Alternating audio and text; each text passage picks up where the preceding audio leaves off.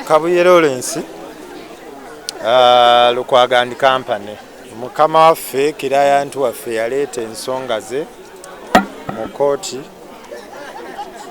ng'aleeta DR forms ku polling stations ndowooza nga 7 bwe nzijukira obulungi ezaaliko discrepancy vis-a-vis ne tally sheet eyamuweebwa. Katemba akolebwa mu byokulonda bino Kobaane lyennyini nti oloopa omubbi eri omuganzi. Returning officer yamala ennaku nga 4 nga tawa client waffe byavudde mu kulonda ng'ate by the order ng'amaze okukyusakyusa. Ekisooka si muyivu okubala takumanyi. Bwe tubawa return tally sheet naawe wappitu ng'okutte ekitabo kugatta nnyukuta ku nnyukuta tasobola kugatta bintu ebyo ne bivaayo nga bwe yabitaalinga nti toto yeeno.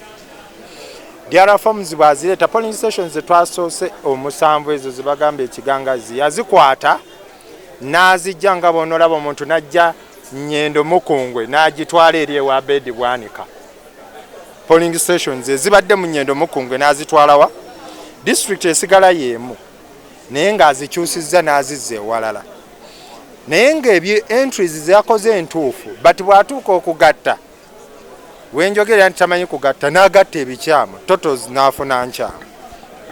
Ekyo kimu. Ekyokubiri DR forms ezisinga yagendanga ajjako client waffe obululu 100 oli n'amwongeza 3-4 mu polling stations ezo 7 zetwekubira enduulu. Well, omulamuzi bw'amala okukola decision ye emikono giba misibe oba toyina ky'ojjaako